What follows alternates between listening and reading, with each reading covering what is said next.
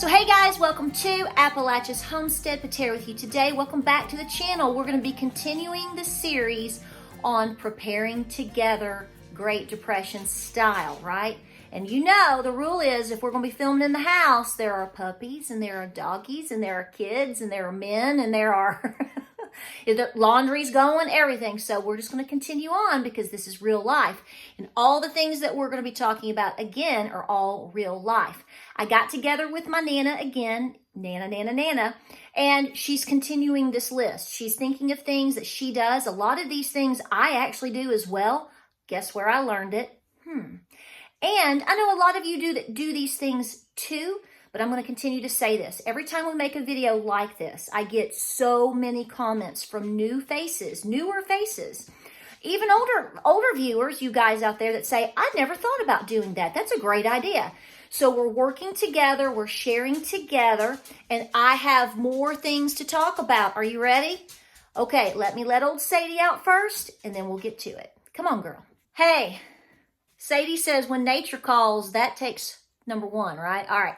So here's the deal. So I made another list. We're going to get right to it. I am absolutely positive that I am not covering everything under the sun, okay? That's why I ask you to comment down below because you add so many great ideas. These are ways, some of them are Great Depression, some of them are maybe newer, or at least past, 1941 or whatever, I don't know. But the idea is there to save money, to save items, to repurpose things, use them again and again and again. These are the tricks that our grandmothers did and still do. I still have my Nana, 86. So what I'm saying is this is how people like that learned from their elders and how they learned to survive harder times. Like I said, you will not find a more frugal woman than my Nana. I'm telling you, and she knows all the tricks. So let's start, okay? Some of these things you've seen and some of these things we're going to revisit, but let's do it. Okay, so you've seen the funny memes over recent years that talk about how your granny survived the Great Depression is because she saved her bacon grease and because she washed her aluminum foil. Yes, my Nana absolutely keeps every piece of aluminum foil she possibly can. Okay, it's in her drawer. She doesn't make a big deal about it. I actually filmed a few things from her house, so if you see me add some clips in this video, they're actually from my Nana's house when we were making our list and everything. But I just grabbed this for, sake, ease of the moment. Reynolds wrap, aluminum foil. You know as well as I do, this stuff ain't cheap. Certainly not anymore. So anytime that you can reuse it, absolutely do so. If you just put something gently over a casserole or whatever, and it doesn't get too crazy, funky, cold Medina, even if it does, if it's in good shape, all you got to do is take it to the sink, honey, soap and water, let it dry, and use it again and again and again. But this is a major money saver. This applies to a lot of different things that our grandmothers use in the kitchen. So it's not just going to be aluminum foil. There's a lot of people that reuse baggies, freezer baggies. They literally wash them out with soap and water, and they put them up, they put them upside down so the water drains out, depending on how you want to, set that up, and lets them dry, and then they use them again. So this is just one example. Keep adding to the list. Now, the other day, I told you in a video, you can see it's stained. This is my little magic soup container for now. I've used different ones over the years. You can use like a butter tin or a little Tupperware thing or whatever you've got, okay? Cool Whip jar. You know what you get your Cool Whip in, But this is what I'm talking about. This was major for my Nana to mention and for me to tell you. So there's nothing in here right now because, see, I'm starting the process over. So if you go back a couple of days, I did a whole video on eating for pennies, which is talking about we call it magic soup. You can call it stone soup. I've called it tavern soup because back in the 18th century, if you went to an old tavern and you stayed the night, you ate whatever the tavern was serving. And a lot of times it was a continual concoction that was in the fireplace over there, over the hearth. And that's what they were cooking. And they just continued to add to it. Okay. So you can call it whatever you want, but the idea is to use leftovers. You layer it and you freeze it. And once a week or about once a month or whatever, you make a wonderful crock pot dish. You can put it in a regular pot on the stovetop if you want to. So this is what I was saying the other day. My Nana really hammered in on stretching meals. And so like a magic soup type concoction is certainly a good way to do that. So I'll go back to that video. I'll link it here or down in the description or pin it to the top. And you can watch that. It's so easy to do. You don't waste anything. You really honestly don't. And so you stretch your meals out. So this is a biggie. So this was on the list and I wanted to hit it one more time. Magic soup. Okay, so if you have been watching my channel for several years, in fact, I did a video on saving your banana peels and making fertilizer like a tea, a tea. You're making banana peel fertilizer tea. Just like you would make other types of teas for your gardens or your roses or your plants out of banana peels. I believe I made that video in 2016. I will link it, okay? It goes way back. I've been doing this a very, very, very long time, and so did your grandma. That's where we learned it. They took things that they knew had a lot of value that could be reused for composting, for fertilizing the garden. You know about these things, eggshells, coffee grounds. We may get to that. We will. And banana peels. I have a bucket out on my porch right now, an old Home Depot bucket. And when I use bananas, I'm just throwing them in there. I'm about to fill it up because we're about to get busy with the garden. So save your banana peels, okay? I will link the video down here. So I'll link it somewhere and you can watch and learn more about it, more of the details.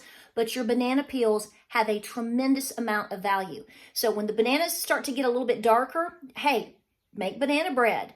Fry up those banana pieces and keep the peels. Oh, yes. We have talked about this before, and I'm sure this is something that you already do. Now, if you are a coffee drinker, keep the spent grounds. So after you brew your coffee, after you keep your coffee, if you didn't drink all the coffee, you save it and make you a really nice iced coffee drink later in the day. So you're not wasting the coffee. Then you're going to take the grounds themselves and you're going to put them in the compost or directly around your rose bushes. Roses really like that too. And you can use this mixed into your garden, okay? There's tons of information on reusing coffee grounds. Not only that, keeping several of these is very important. Actually, there's even old tin cans. There's all kinds of different coffee cans, okay? So you use what you like to use, but this is that hard plastic material. It's got a lid. Honey, you can put buttons in this. You can put old rags in it. You can do whatever you want. You can use this as a feeder for your chickens. You don't have to go buy a new scoop, shoopy-doop. You can use this as your scoop. So this right here is major in my Nana's house too. You can go walk around and you'll find random things like this and open it up, and she's got all kinds of little gadgets in here. This is what I'm saying. They kept things and repurpose things, yes, but then you'll find that they were kept in items that they also repurposed. So coffee grounds, coffee containers, big hit. Now, this is a big thing that my Nana has always done, and I want you to look at this. This is my papaw's old, he loved to wear white Hanes, or I guess Stafford in this case, is that the brand? He always wore an undershirt, okay? A lot of gentlemen wore just plain white undershirts, or if he was working around the house in his, overalls or whatever, he always wore a white Hanes or this style t-shirt, okay? They're comfortable. But my Nana, when they kind of get old or stained or cruddy or whatever, my Nana would wash them. Again, she only uses white towels, white washcloths. So see, if she had to bleach anything or clean anything, she could throw his t-shirts in there too. See how she did that? That's what we're talking. I talked about that in the last video. But she takes them and she cuts them up. Now, my papaw, unfortunately, has been passed since 2010. So it's been a while since we've seen papaw. But my point is, my Nana is still using his old t-shirts, cut up into sections, because she will dust with them, she'll clean with them, whatever. She doesn't let anything go to waste. So she had several in the drawer, and I asked her if I could keep this one. So this is a keepsake for me at this point. But I'm just saying, going forward, if you've got old t-shirts, old rags and things like that, don't let them go to waste. Use them. You can detail your car, honey. They're great for that. Whatever you need to do. But it's to stretch things and to save money.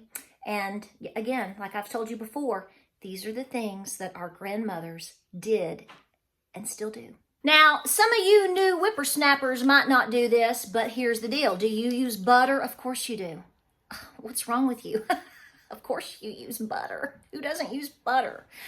Now, if you have butter and you have butter wrappers, whether it's stuff you've bought from the store or butter that you've made yourself from your cow, because we've shown you how to do that too. Once you pop that butter out, there is remnants of that butter on these wrappers. So a lot of old timers, what they do is they keep them, they will put them in a little baggie and they'll stuff them in the freezer and they use them and then they grease, like if they're gonna make let's say they make brownies because their husband loves brownies. Not that I know anything about that, but if they make a dish, they'll take one of these out and they will grease the dish with it. Yep. So you don't have to buy an expensive spray. You don't have to make another spread to make it go onto the pan itself.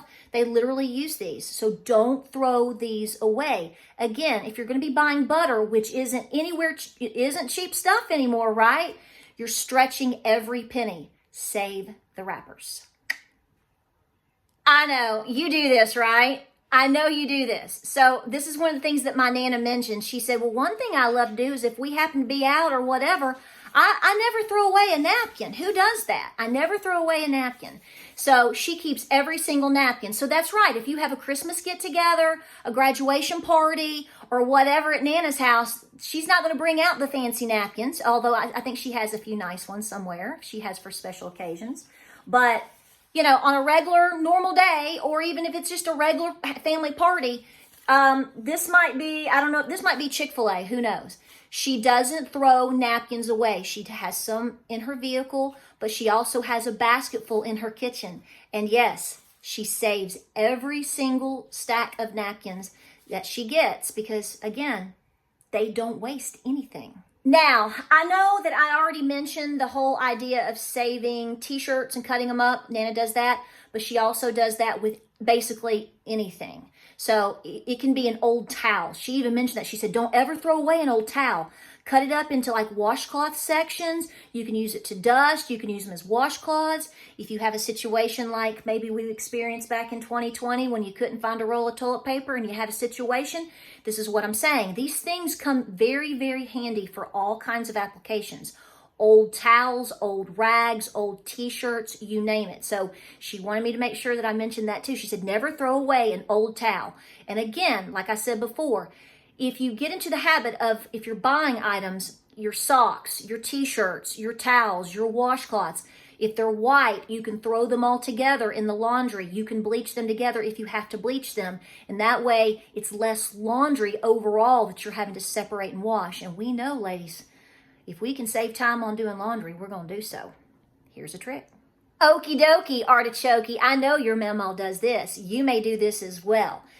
Again, milk jugs. A lot of people take them, throw them away. They have a lot of applications in the garden, around the house, and to stuff those bags into. I absolutely learned this from my Nana. I actually filmed one of hers. She keeps these for years at a time. I mean, honey, she's been doing this ever since I can remember. So what she did is she took a milk jug, emptied it, drank the milk, washed it out, let it dry, and then she just took some scissors or whatever and she cut out a hole. And this is what she is stuffing her, and I'm stuffing too, extra bags in. So they're not just thrown in the pantry, thrown in the drawer. You just stuff them in there, honey. In fact, I have 3. So this is something very important around here because you're constantly using these or looking for something. So it's allowing you to be a little bit more organized. You know exactly where they are, nice, neat, and kept. Total trick from your Nana. All right, guys, we appreciate you watching. Be sure to comment down in the comment section and add more tips. They are fabulous. That's why we're doing this series. That's why we're continuing on the path that we are on, because we want to hear more from you. See, you may not do all of these items, but you may go, I'm not going to do exactly that, but I've got this. So it's a great way for us to communicate and work together on how we can prepare together for harder times. We appreciate you so much. We hope you have a wonderful week. We have more videos coming your way. Like, subscribe, and share. And like I said, we love you. We'll see you guys on the next video.